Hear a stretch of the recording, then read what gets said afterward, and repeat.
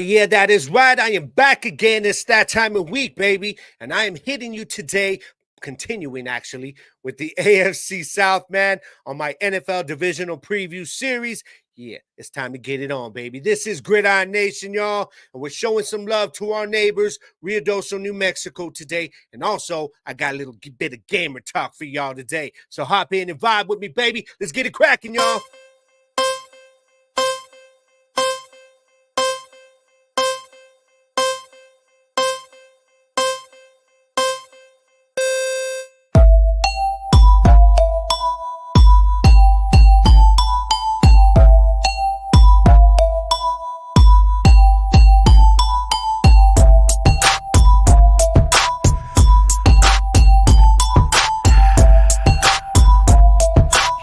Gridiron Nation, come on.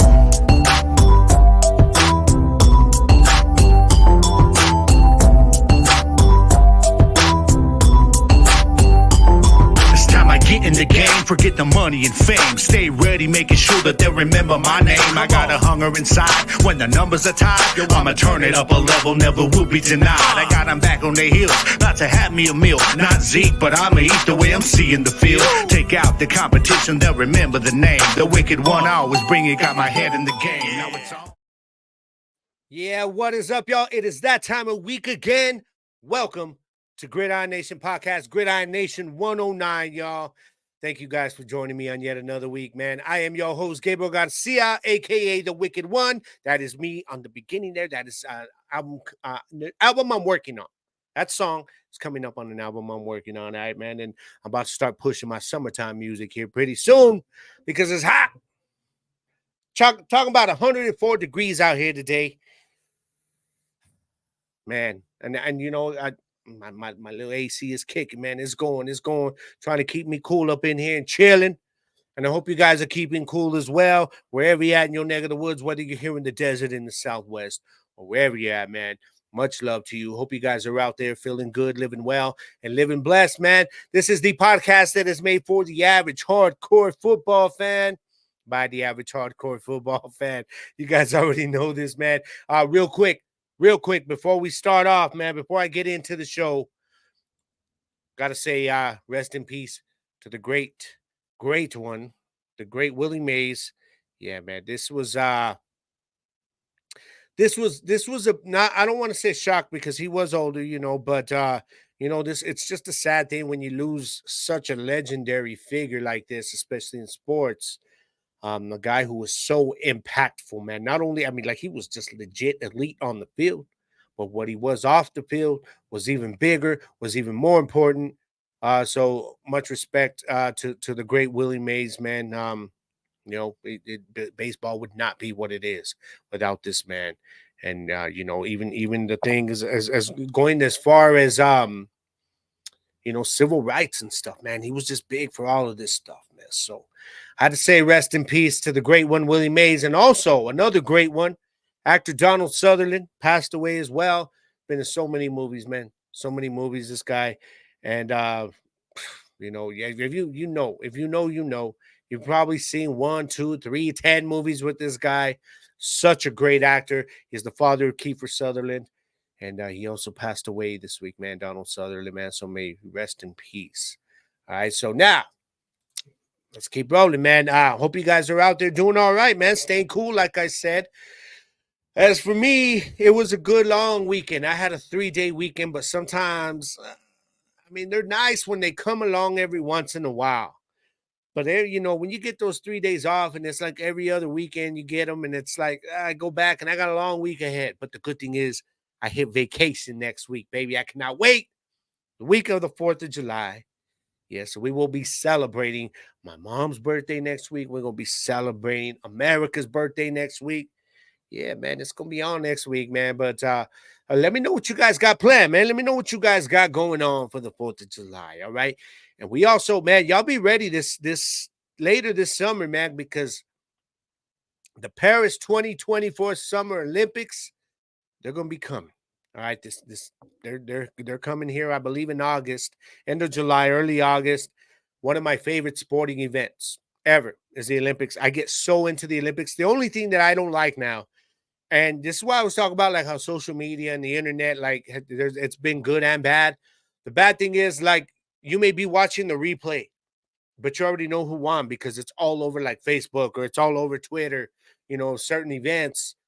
So that's the one thing I don't like, man. But I will be watching the Olympics, cheering on the United States every single event, and secondary cheering on Mexico in the few events that they're in.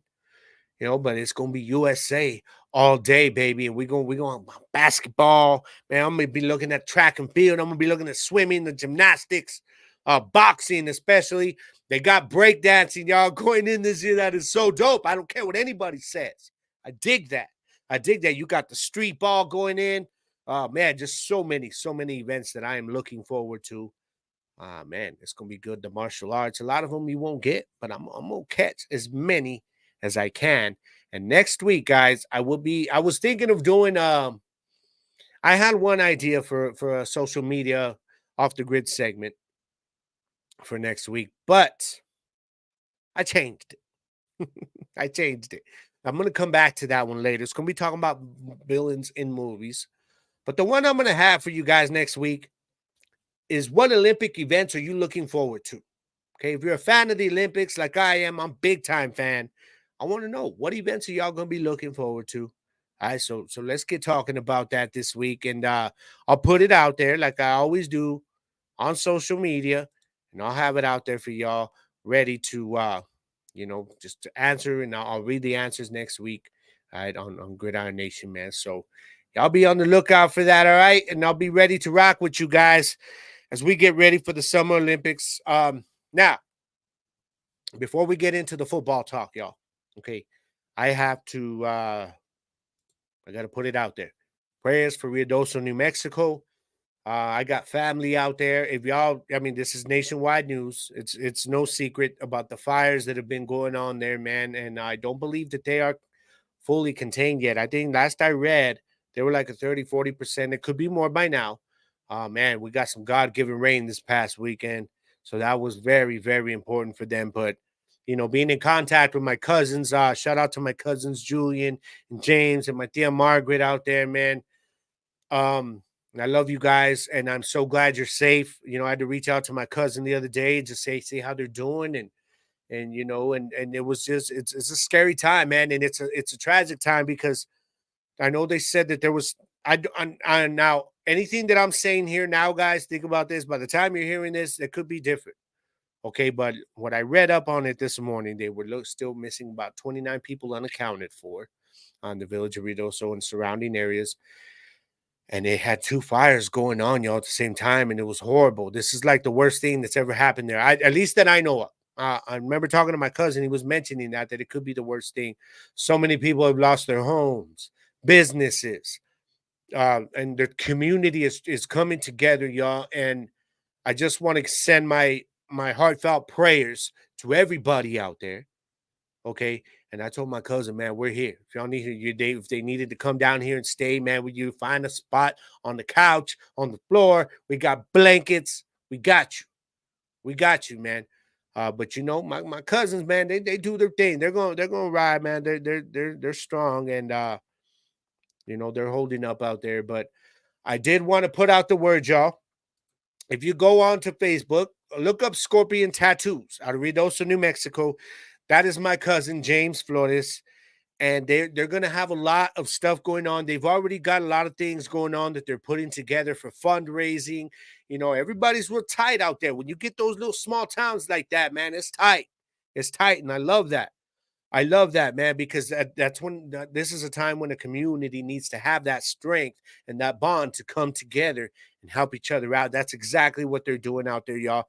So I know my cousin, he said that they'll be setting up a Zelle and Cash App for people to donate on. Okay. I know they've already got some donations coming in, but I want you guys to please keep following my social medias. And as I get, the links and stuff like that, I'm going to be sharing it to my personal profile, also to the Gridiron Nation profile, be it on Twitter and, Instagram, Facebook, all of that, man. Y'all just keep following me. If you want to help out, if you can, any little bit's going to be able to help y'all. I guarantee you that. Any little bit matters. Okay. But even if it's just, if you can't help financially, your prayers, man. Say some prayers. That people that are needing a home, and people that are needing money, whatever it is they lost, or even for people that are missing right now, man. You know, just say some prayers for that. I'd really appreciate it. I know they would. And just keep following my social medias, and I'll let y'all know how you can help if you're looking to help financially, man, because it would be much appreciated. All right. But shout out to my primo, everybody out there, my primos, both of them, and my tia Margaret, everybody out there in Ruidoso, New Mexico, man. Our prayers are with you guys, and you guys already know, man, I got you. You need something, man. This is familia we're talking about. Real blood familia, y'all. And I mean, and I grew up with these guys, man. I grew up with these guys. So, of course, I had to reach out, make sure they were okay. And I grew up with them. I spent summers with them. And to know that something like this is going on where they're at, they've been living out there for a long time now already, man. I know it's a very, very rough time for them, man. So I'm hoping to be here for them as much as I can. And I hope you guys will be here for the people of Ruidoso as well. In any way you can, man. It would be much appreciated. All right. Now, before we get into the football talk, y'all, I got to hit a break real quick. For those of you watching on Fuel, I'm going to be right back, all right? Do not go nowhere, y'all.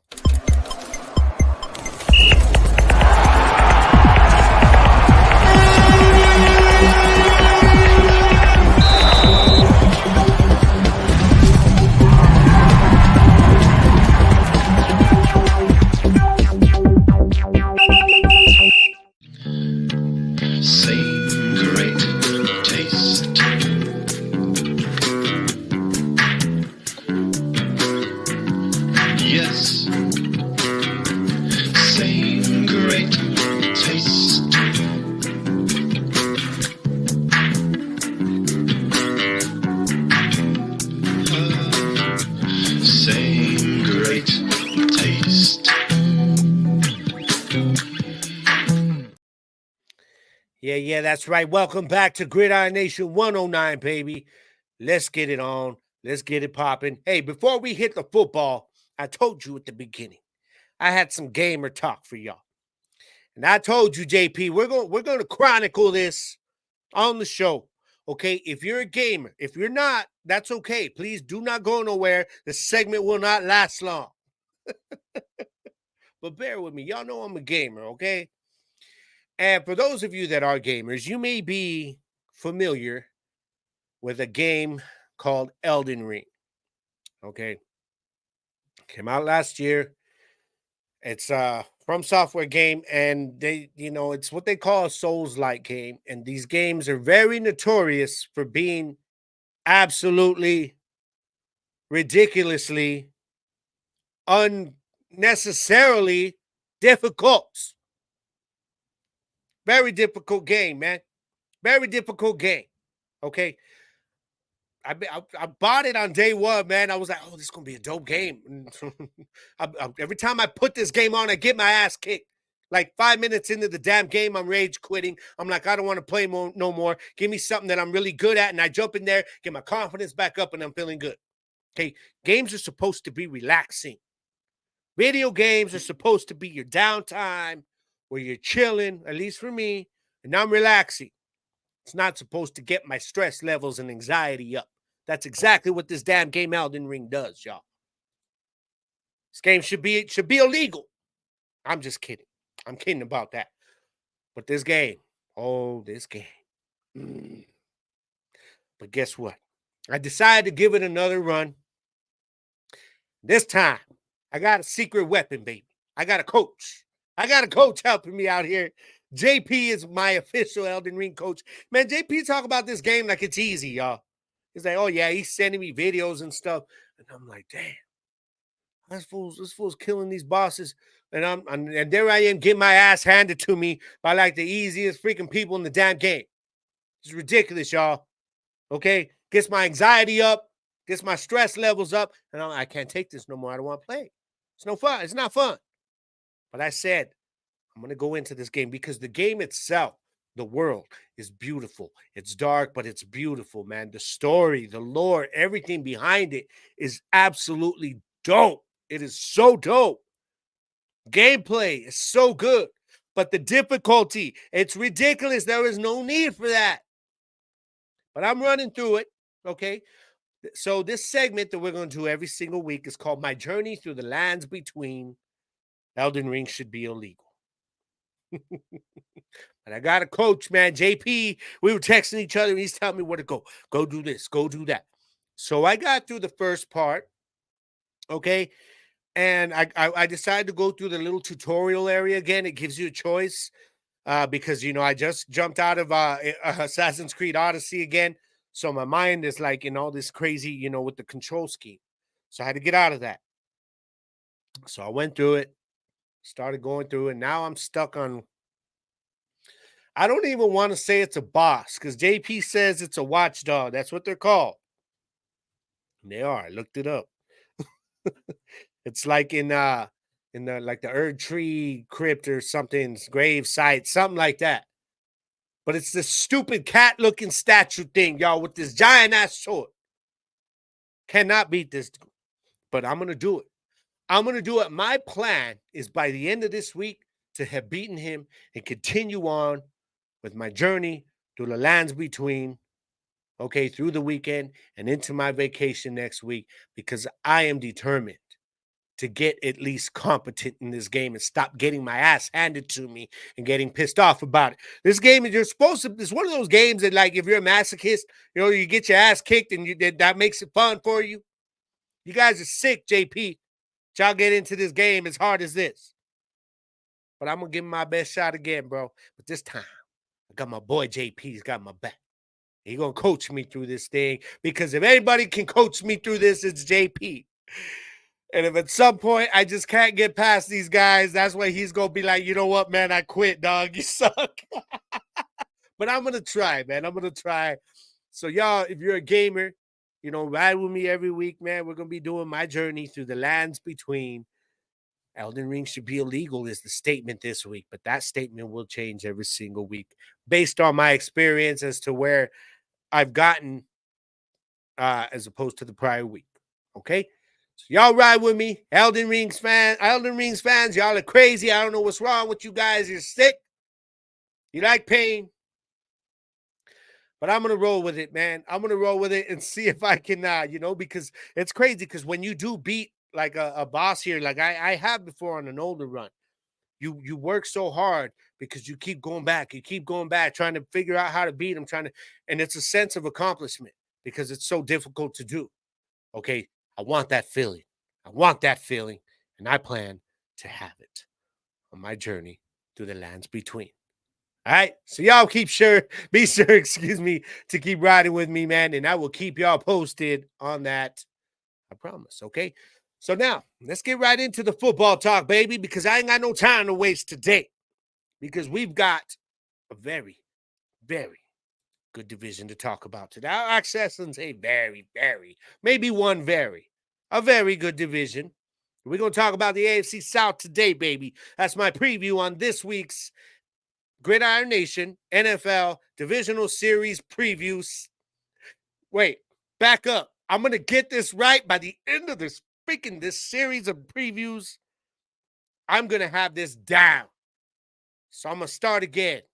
All right. On this week's segment, I guess, of Gridiron Nation's NFL Divisional Preview Series. We got the AFC South, baby. Oh, we gonna talk about it. We're gonna talk about it. Okay, last year, we saw those mighty Texans come on. CJ Stroud, I told y'all. You guys can bash me all you want about my draft players that I was talking about last year. Okay, when you're talking about my boy over in Los Angeles, yeah, with the Chargers. But I told y'all that CJ Stroud was NFL ready.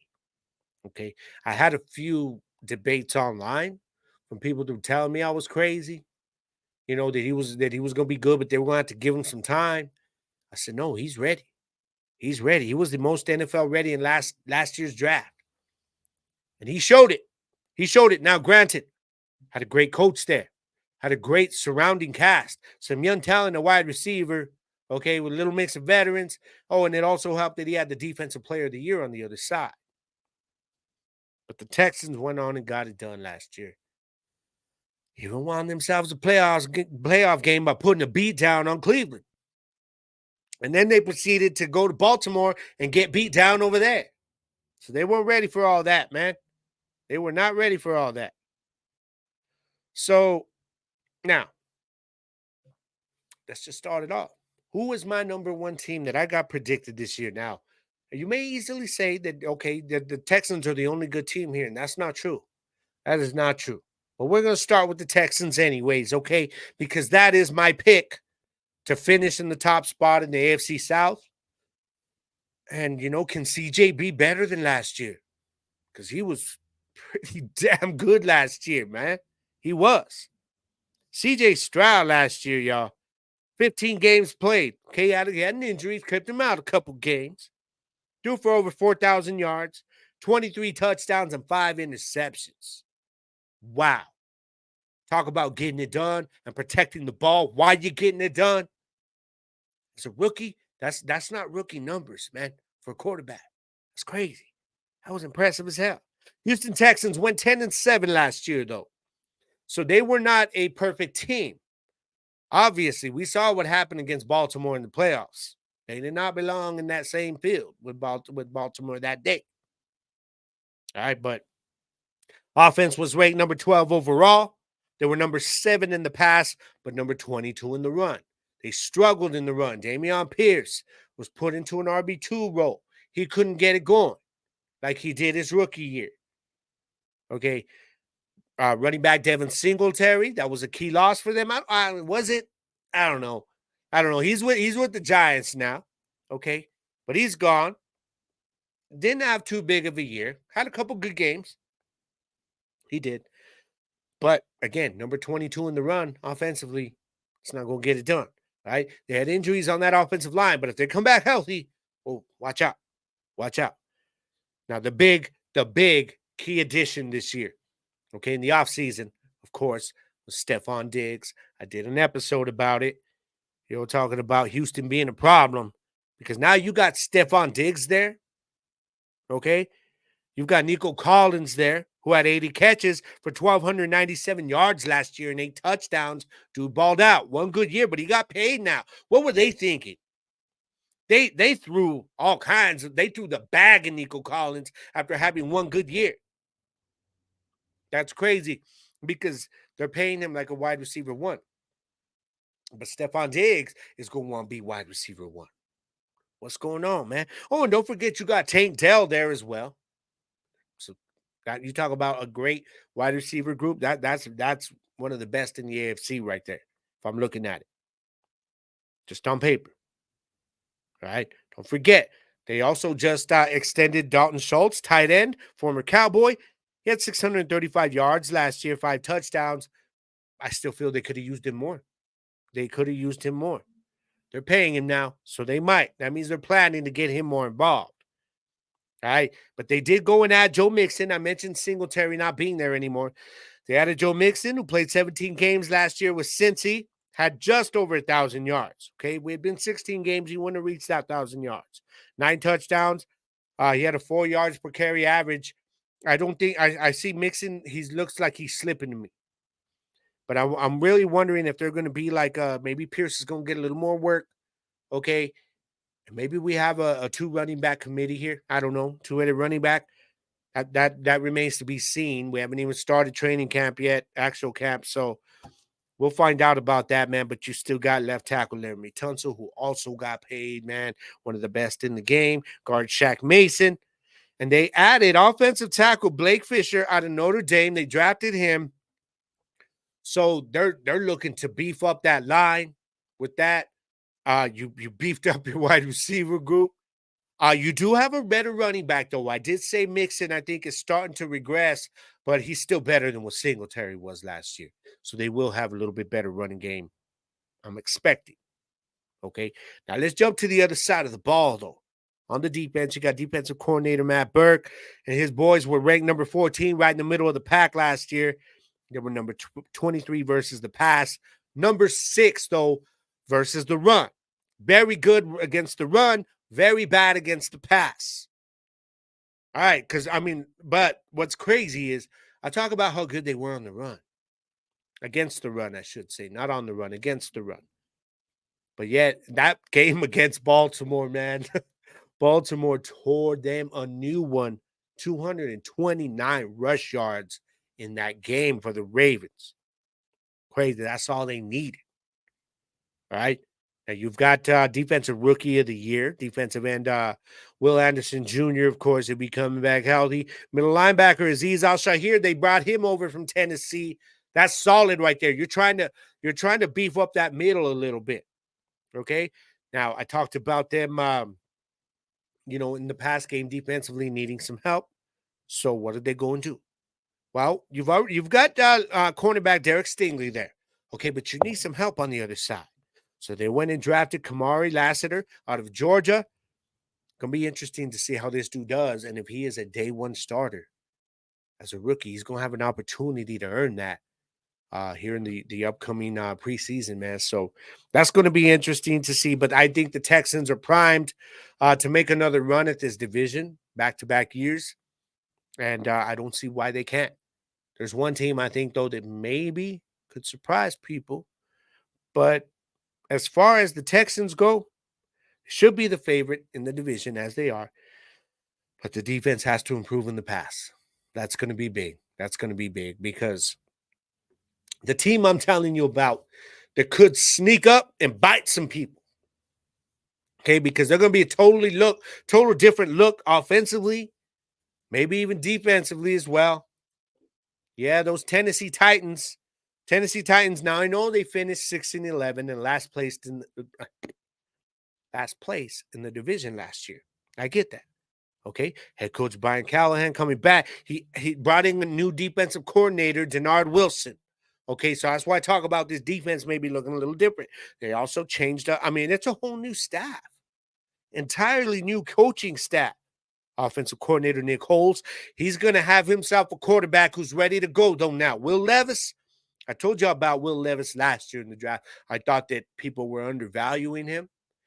And when he came in last year, yeah, he showed his lumps a little bit. He took his rookie lumps. But I think he showed something to everybody last year, and it was enough for them to believe that, yeah, we're ready to move forward with him as our quarterback. And I don't blame them. I like Will Levis, y'all. 9 games played last year, 1,808 yards. Okay, he had 200 yards per game, 8 touchdowns, and 4 interceptions. But he has got himself some new weapons to play with over there. Okay, the offense last year was ranked number 28 overall. Not very good at all, even with Derrick Henry finishing the league second in rushing. But we had number 29 in the past. That was where they struggled. Okay, but they've never been a passing offense, which is why you're bringing in this whole new scheme. Okay, they were number 17 in the run. It's crazy. Did I get that whole Derrick Henry thing right? I did. I'm like, I had to think about that, man, straight up. But this is a team that they lost some players, though. I told you guys, they lost Derrick Henry. He's gone. He's in Baltimore now. Wow. They lost offensive lineman Denico Autry. I told you guys about linebacker Azeez Al-Shaair, who's with Houston now. So he goes into a division rival. And then they lost cornerback Sean Murphy-Bunting. So some big losses on the defense and offensive side of the ball. Okay? But let me tell you about who they brought in. Okay? This is a team that was 4-0 at home. 5-4, excuse me. Not 4-0. 5-4 at home last year. But the big problem with them was being 1-7 on the road. Offensively, they struggled. So they go out and get some new weapons. Now, I told y'all about Derrick Henry being gone. They still have Tyjae Spears there, who started getting a lot of that work last year. And they also turned around and signed free agent Tony Pollard, formerly of my Dallas Cowboys. Yeah. But much respect to Tony Pollard. And I hope he has a good year there. I really do. They also added wide receivers Calvin Ridley and Tyler Boyd. Y'all, that is big. A couple of veterans. Yeah. Calvin Ridley had himself a good year last year, okay, in Jacksonville. So another player who has jumped from one team to another within the division. So that's big. Tyler Boyd, I feel he could be a very, very solid wide receiver too anywhere he goes. We're going to see how they use him here, man, because you got to remember they still have DeAndre Hopkins. So you look at DeAndre Hopkins, Calvin Ridley, Tyler Boyd. And I talked about the Houston Texans having one of the best trios of wide receivers, but I would probably, would I take this Calvin Ridley, Tyler Boyd, DeAndre Hopkins trio over Stephon Diggs, Tank Dell, Nico Collins? I very well might. I think I would. Now, a lot of it's going to depend on Will Levis. He needs to improve even more this year. He needs to take a couple of steps forward. Okay, that's what we got to see from him this year. They also went and added some protection for him. Left tackle J.C. Latham, drafted him out of Alabama. He's going to be a day one starter, and you need that because that's protection on your quarterback, that left side, man. So that was big. That was a big move for them. Defensively, though, they were ranked number 18. Number 18 versus the pass, number 13 versus the run. They were not horrible, but they were not great either on defense. Okay, so that they need to improve their defensively. Told you guys about a couple of losses that they had at cornerback and big one at linebacker. So what did they go and do? Well, first of all, they went and signed cornerback L'Jarius Sneed from the Super Bowl champion Kansas City Chiefs. Major. I mean, like, how much money did these dudes have? Damn. And they went and drafted nose tackle T'Vondre Sweat out of Texas. That's big. That's big because you're trying to stop the run. That's a big body right there. Don't forget they still have linebacker Harold Landry III. Linebacker Jack Gibbons had 95 tackles last year. He was second on the team, second only to Al Shire. So he's going to have an opportunity to lead that squad in tackles this year. And he's going to have to. He's going to have to play big because that's a big presence that he's filling in right there. But overall, I think it's going to take a little bit for this offense to get going, to be honest. You got a new scheme, some new players, got a second-year quarterback. It's not going to be going right away, y'all. This is the entire culture. Everything is changing from the Derrick Henry era. All right, so this is a team, I think, though, that second half in the season could be a problem. They could be a problem. Also, don't dismiss them the first 3 weeks when we see a lot of fool's gold. All right, this is a team I think that will be very good the second half of the season. But if they can pull off some games in that first half and remain there, right there neck and neck with Houston, they could give Houston some problems in Houston's bid to run away with this division. So I got Tennessee finishing second. And just be on the lookout. Do not sleep on this squad, y'all. That's all I am saying. All right. Now, before I continue and finish it up with my last two teams, y'all, I'm going to go ahead and take one more break for those of you watching on Fuel. Wherever you're watching YouTube, Fuel, if you're listening on Spotify, on iHeart, on Amazon, wherever you're listening or watching, thank you very much, man. It's all nothing but love for each and every one of you. I'm going to take one more break for those of you watching on Fuel, y'all. I'll be right back, all right? Don't go nowhere, man. Damn. Houston, we've triumphed. I've made it back to Earth with the cargo intact. The game-changing, time-sensitive payload is none other than the revolutionary energy flavor we've all been waiting for. Introducing Merc Mayhem Cherry Limeade. Merc Clan played a crucial role in securing this energy flavor, and together we've unlocked the future of power. Merc Mayhem is not just a drink, it's a statement, a fusion of relentless energy and bold flavor. The secret is out. Merc Mayhem is set to redefine the energy landscape, leaving ordinary drinks in its cosmic dust. Get ready for a taste explosion that matches Merc Clan's unparalleled power. Join the revolution, and let's unleash Merc Mayhem upon the world. Astronaut M signing off.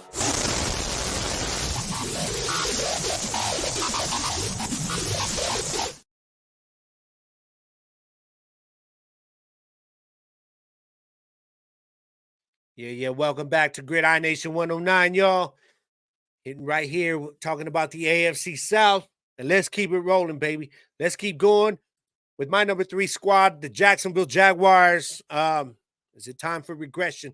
They just paid Trevor Lawrence as if this dude like just did some Lamar Jackson type of stuff, Patrick Mahomes type of stuff. I get it. I get the big fuss of him coming out of college, and I think the tools to be great and elite are still there. He just got paid like an elite quarterback. He is not an elite quarterback. He is not. Trevor Lawrence, 16 games played last year, 4,016 yards, 21 touchdowns, but 14 interceptions. Ugh. That's ugly. That is ugly right there. He was 65% on his accuracy last year, so it's about the league average. Those 14 interceptions, man, that stands out to me pretty bad. All right, so head coach Doug Peterson coming into his third year now. You'll have to figure it out. You have to figure it out, man. I don't know what it is about this team, man. You had Calvin Ridley had himself a good year. They still couldn't do nothing. I mean, at one point, they looked like early part of the season, like, oh, yeah, they're going to be the squad in this division. And then they fell apart. They fell apart. So they finished 9-8, second in the division. Offense was ranked number 13. They were number 9 versus the pass, which is surprising to me. That was surprising. But now, just keep in mind, y'all, this is all based on yards average per game. Okay, so just take that. All these rankings with a little bit of a grain of salt. All right, they were number 24 in the rush, which is weird because you got Travis Etienne over there who ran for 1,008 yards. But the problem with him was he less than 4 yards a carry. Yeah, my dude's got to have a better year this year. 11 touchdowns, but he did have 476 yards receiving out of the backfield. So that's what makes him such a dual threat. Okay, so if we look at that and you clump the yards together, then it's a pretty good season for him. But, man, they got to get better in the run game. Okay, key losses, wide receiver Calvin Ridley, cornerback Darius Williams, who was second in PFF in his ball hawk rate. So that's a big loss right there. It's a big loss. They were 3-5 at home last year. Got to be better at home. I don't trust this team, y'all. I don't trust the Jaguars at all. Even when they're playing in London, they're home away from home. They might as well move this squad to London because they're playing at least 1 or 2 games there every year. All right. Now you still got wide receiver Christian Kirk there. 57 catches, 787 yards last year, 3 touchdowns. Second only to Calvin Ridley, who was no longer there. But they did bring in Gabe Davis out of Buffalo, free agent. He was the wide receiver 2 there. Buffalo just stopped using that dude. They were done with him. Nah. They stopped throwing the ball, period, last year at times. It was weird. It was weird. But we'll talk about Buffalo when we get to that division here in the 2 weeks. Okay, so now they also went and drafted a rookie wide receiver, Brian Thomas out of LSU. That is big right there. Dude had 17 touchdowns last year, which led all the FBS. So that's big. That's big, all right? And tight end Evan Ingram got paid. So he's going to be coming back, 963 yards. And that was third among all tight ends in the league. Just behind, I believe it was Kelsey and Kittle. Kittle was actually number 1 in all tight ends last year for yards, man. So that's huge. That's huge. And number 3 of all tight ends. They also went and drafted offensive tackle Javon Foster in the 4th round out of Mizzou. This dude out of Missouri is going to have an opportunity to earn himself a spot on that starting offensive line. I really think he can do that. They're going to need it. Because if they want Trevor Lawrence to play up to that new contract you just gave him by making him one of the 2 highest paid annual players in the league, him and Joe Burrow now, what is it, like 55 mil? Crazy. They're making every year. Boy, ain't done nothing, man. It's crazy. It's crazy. He's getting paid off potential. That's it. But he's going to need help from his defense then, because especially if he has those 14 interceptions again, he's going to need that number 22 ranked defense from last year to be a hell of a lot better than ranked 22. Okay, they were number 26 versus the pass, number 9 versus the run. All right, so what are they going to do? Well, they went and added defensive tackle Eric Armstead to help solidify that run a little bit more. All right, but when I'm looking at what they did to try and kind of help out in that back end in the pass game, I don't know. All I saw was the addition of Ronald Darby from Baltimore, which is a big one, cornerback, formerly of the Ravens. That was a big addition. So that's what they tried to do there. Right. They also went and got linebacker Loa Kuhn out of Atlanta. That was big. That dude is a baller. He is a baller. And don't forget, oh, yeah, you got one of the better pass rushers in the game in Josh Allen, who also just got paid last year. So they've got some pieces there on defense. Okay. You got defensive coordinator Ryan Nielsen. This is his first year taking over this defense. They knew they needed help on defense. So this is his first year, man. He comes from Atlanta. And what he preaches over there is fumbles, forced fumbles. That's what he teaches. Atlanta was one of the better teams in the league in forced fumbles last year on the defensive side of the ball. So I expect him to teach that same mantra here. You know, turn the ball over. Let's get some turnovers and try to attack the ball, man. So overall, I think the offense could regress, especially without Calvin Ridley now. I know you got Gabe Davis, but he's not Calvin Ridley. I'm just being real. But the main problem is I still don't trust this team. I do not trust Trevor Lawrence to go on and look elite and keep doing it and keep doing it and keep doing it, because the dude will have himself a great game, and then he turns around and throws 3 interceptions, 2 interceptions the next game and puts up 9 points. You see what I mean? So I'm going to need this dude to be better before I am going to believe in this team. Right now, I do not. So we're going to see how those Jacksonville Jaguars do this year, though. Now, the team I got finishing last, obviously, is the Indianapolis Colts. And that's because this is another one. This is one that I need to say, prove it to me. Anthony Richardson, prove it. Everybody's already hyping this dude up like they were before the season last year. Why? Why y'all hyping him up again this year? He's coming off a big injury. Ended his season, okay? And then Gardner Minshew came in, and it was up and down, roller coaster, but he had y'all in the hunt. Minshew's gone, okay? They bring in Joe Flacco, okay, who got Cleveland into the playoffs last year. The funny thing about Joe Flacco, though, he was trash in that playoff game. What I say, he got him into the defense, into the playoffs, man. I'm tripping today. So Joe Flacco, this could be another situation, man. Anthony Richardson, you got to stay healthy, dog. They're going to teach this boy to slide. I know they want to use his athleticism and his legs, because that is a major, major part of his game. But he is raw. You have an opportunity to mold this dude into a pocket passer who can also run the damn ball pretty good. Okay, so that's going to be interesting. But he's got to stay healthy. I don't know if I trust Joe Flacco to do it again. I don't know. Colts finished 9-8, third place last year. Head coach Shane Steichen, his second year, this will be his second year. I actually liked him as one of the favorites for coach of the year last year. Now, my favorite, the one that I thought should have got it, didn't get it, but he also got offensive coordinator Jim Cooter will be in his second year as well. Defensive coordinator Gus Bradley, though, coming into his third year, he had the number 24 ranked defense last year. Big part of that, though, was because his offense was too inconsistent. Couldn't keep his boys off the field sometimes. All right, they were number 16 versus the pass, number 24 versus the run. That's where their big weakness is. So what do? Well, you go and add free agent DeForest Buckner from San Francisco, defensive tackle. They brought him in. Or was that? I think that was actually through trade. So they're trying to do that. You have to stop that run. Right? That's the big part right there. They also went and drafted defensive line Latu out of UCLA. I think this guy is going to have an opportunity to be a stud in this league. Depends how much playing time he's going to earn over here. And then, of course, you still got linebacker Zaire Franklin, 179 tackles, led the squad last year. But I didn't see any major moves at cornerback. Nothing. There was a big splash, though. Or at safety.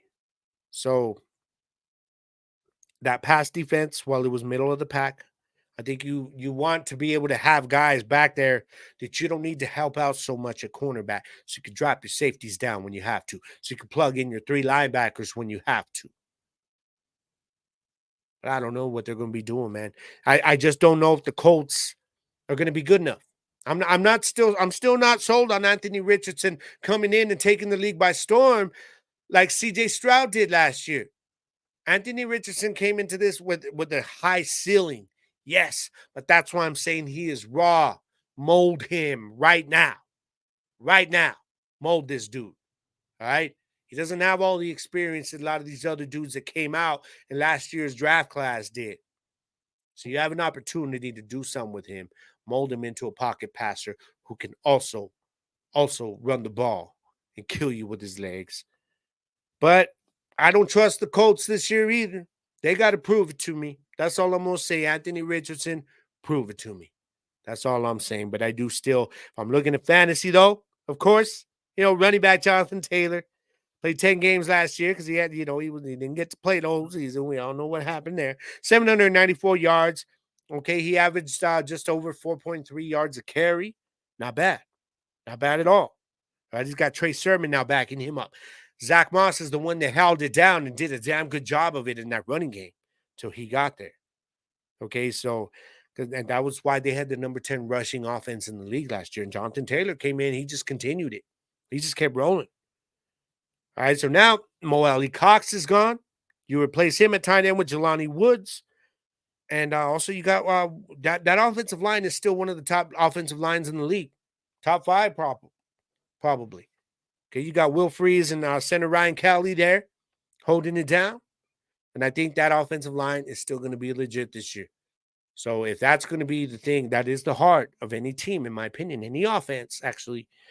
So if the offense is going to get going this year, they've got some players that can do it, specifically with Michael Pittman Jr., who had 1,152 yards last year.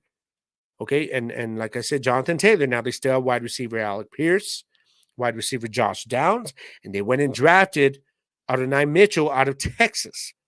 So they've got some talent there. But Anthony Richardson, I'm going to need you to prove it, dog. So that's what I got for you guys this week. All right, AFC South, if y'all disagree, hit me up on the socials. You see scrolling on the bottom. Find me on TikTok at Garcia.grid, YouTube, Gridiron Nation Podcast. You can find me on Instagram, GGarcia_Gridiron. Find me on X at the number 1 Gridiron Nation, at 1 Gridiron Nation. Find me on Facebook at Gridiron Nation and the number 1. All right, let me know what you guys think. But just to give you guys my final thing here. Here it is. All right, there it is. Gridiron Nation, AFC South. I got the Houston Texans finishing first. Tennessee Titans finishing second. Could be a very close second, maybe. Jaguars, I think they're going to start regressing a little bit offensively. I think the defense could still be solid, though, this year with some of the changes they made. I have them finishing third. And the Colts, I don't know. I just need y'all to prove something to me. All right? At the 4th spot. So y'all hit me up on the socials and let me know what y'all think. All right? If you disagree, let me know why. That's all I want to know. Let me know why, and then I will proceed to tell you why you are wrong and I am right. And then I'll post this graphic again at the end of the year so y'all can laugh at how wrong I was or something like that, all right? But I think most of you actually might agree with this if I'm being real. Jacksonville, Tennessee, some of you might flip them around. Maybe some of you believe more in Anthony Richardson right now than I do. We'll see. We'll see. Okay, but y'all hit me up and let me know, and let's talk about it. And don't forget, y'all, next week, yes, it will be Happy Birthday USA, 4th of July episode coming next week, man. I'm going to have some fun with it because I'm going to have that Monday to prepare. I'm going to be on vacation. I'm going to be in chill mode. Yeah, man, I'll be ready to ride with you guys. Next week, we will be talking about the AFC North, quite possibly the best division in football. Actually, I think it is now the best division in football. It is. Talking about the Pittsburgh Steelers, the Cleveland Browns, Baltimore Ravens. When you look at these the squads in this division, Cincinnati Bengals, every one of these teams, you're like, there's a good chance they could win this division. So I got a lot to think about, y'all. I'm gonna do my research because I don't have it's easy to say Baltimore just because they got to the AFC Championship last year, but I don't know about that. I know they added Derrick Henry. That's big. That's big.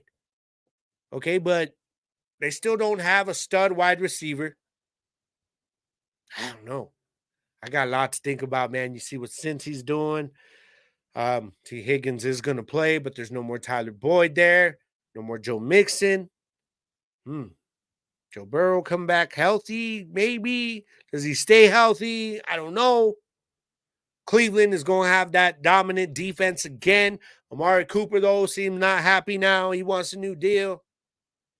And then Deshaun Watson coming back. And then, of course, you've got the best running back in football, in my opinion, when he's playing. Okay, I know I said CMC was last year. Yes. But Nick Chubb, best pure running back in the league when he's healthy. He'll be coming back healthy this year. See how big a difference that makes.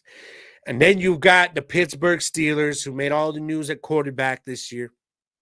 They also made a few more additions. Okay, so we're going to talk about the AFC North next week, baby. I cannot wait because that's going to be a tough one for me to pick out this week as I do all my research, man. But y'all be sure to keep following me, man, and roll with me in next week's episode, man. And I'll let y'all know what I think about my predictions for the AFC North next week. And also, I'm going to talk about the Paris 2024 Summer Olympics. Like I told y'all, the Off the Grid segment will be what Olympic events are you looking forward to? I want to know. I'm going to put it out on social media tomorrow. Okay? Today's Tuesday. I'm putting it out tomorrow, and I'm sharing it every week because I want to know. I'm going to share it to a bunch of different groups through the Gridiron Nation page. All right? Y'all be sure to email me your questions, gridironnationpodcast@gmail.com. Hit me up with your questions if there's a certain team y'all want to talk about. I know Hendo, you sent me a question this week, dog, but I can't ask it because you're asking about your Steelers, and I'm going to talk about your Steelers next week. Okay? That's the only reason. It's the only reason. Y'all don't forget Gridiron Nation every Tuesday evening coming at you. Yeah, my new show Off the Grid with Gabe Garcia is available on YouTube and all the audio streaming platforms. Y'all go in and check me out. I will have another interview coming up really soon. Likely somebody here within my community here in Las Cruces, man. I got a couple of options, so y'all just stay posted. All right. Now, my message this week, guys, before I head out, and you may think, okay, because it's summer or something like that I'm saying this, and so it fits. It fits. But my message is to stay cool. All right. And I don't mean, hey, man, like when you sign someone's yearbook back in the day, hey, dog, stay cool, man. We'll see you next year at the end of the summer. And I'm not talking about, coming up in here with the AC on, trying to stay cool. Of course, that is important, though. That is important this time of year, y'all. Stay cool, stay hydrated. But what I'm meaning in this is like when it comes to losing your temper, doing something, saying something that you're going to regret, man, that you cannot take back. Words, especially, are very difficult to take back. Actions are even more difficult to take back. Think about words, man. Is words cut within like somebody's soul? You know what I mean? The wrong words. Words spoken out of anger or sadness or grief. And actions are different, man. Actions hurt everything outside. While depending on the situation, it can also be internal also, in terms of emotions and stuff and mental. But I guess what I'm trying to say, y'all, is just, I know a lot of times people feel like they can fly off the handle. A lot of things go on, man. Sometimes things go bad in a certain situation, whether it's a relationship, whether it's a romance relationship, or whether it's within a friend's relationship, family, work, whatever. Sometimes you feel it, man. Like, that's it. I'm done. If I swear, if somebody says something to me right now, I'm going to pop off. When you have that in your head where you can say that, that means you are right there. You're telling yourself that I am aware of the mental state I'm in. That's when you got to talk yourself down, which is very difficult to do. You know what's even harder to do? And I know this because you know me, guys. If you know me, I wear my emotions on my sleeve. What I'm thinking, it comes out, man. Sometimes there's no filter. But you also have to know when to just say, you know what? Screw my pride. Damn my pride. I got to keep my mouth shut, because if I say something, I'm either going to lose my job. I'm going to get arrested. I'm going to lose, my woman. I'm going to lose my friend, something. You do not want to hurt people by losing your temper, knowing that you're saying or doing something that you do not mean and you're going to regret later. All right, so just do your best. So when you feel that kind of situation coming on, stay cool. Walk away if you have to. I know that's cliche because we hear that when you're a kid, to be the bigger person. It's not always easy to do that, but sometimes, so that you don't do or say anything that you're going to regret, sometimes the best thing to do is to control your emotions, which is very difficult to do. But just stay cool, y'all. Just stay cool. All right. And I promise you, man, you'll feel better about it afterwards, knowing like, damn, I could have really said some shit back there, but I didn't. And you'll feel better about that. All right. I am out of here, familia. I'm about to go and go up in the house, go chill with the familia for a little while, man, before I get back to work tomorrow, man. But thank you guys for joining me on another week of Gridiron Nation, man. I truly, truly, and humbly thank you guys, man. That's from within my soul. And please get the word out. Get the word out. Trying, man. I'm trying to grow. And I know you guys help me, but I just need more people to jump on. Maybe now the NFL season's going to get going. We're going to be able to get more people jumping on board. All right, man. But I'm going to head up out of here, man. But before I do, you guys already know, like I said, the message, staying cool, not losing your temper. A lot of that has to do with being like what? Being like water. Because, yeah, water can be cool too, but it flows. It can be quiet. It can just flow around the problem. Sometimes you don't need to be that likeness of water to where it hits and breaks through mountains and rock. Sometimes being cool means flowing right around it, man, and just brushing it off, which is hard to do. You know what I mean? Life's going to throw that kind of stuff at you. People are going to throw that kind of stuff at you to test you, to tempt that temper of yours. So you need to just push it down, all right? Remain cool. Remain cool above all. Do what? In the words of the great Bruce Lee, all y'all got to do is be water, my friends. I'm going to catch y'all next week, y'all. This is Gridiron Nation. I am Gabriel Garcia. Yeah, I'm going to catch you guys next week on the other side of this, and we go talk more gamer talk next week because that damn Elden Ring, man. Y'all are crazy. Freaking, I don't know, but I'm going to get it. I'm going to get it, all right? I am Gabriel Garcia, Gridiron Nation, y'all. I'm going to catch y'all next week, baby. Thank you for watching, y'all. One love. Peace. Boys lyrically blessed, eating all my competition for dinner, cause I'm a winner. Sometimes my heart is sick, but inside lurking a sinner. Better come with a plan, I got my fans in the stands. If you don't know, well, they gon' tell you Wicked One is the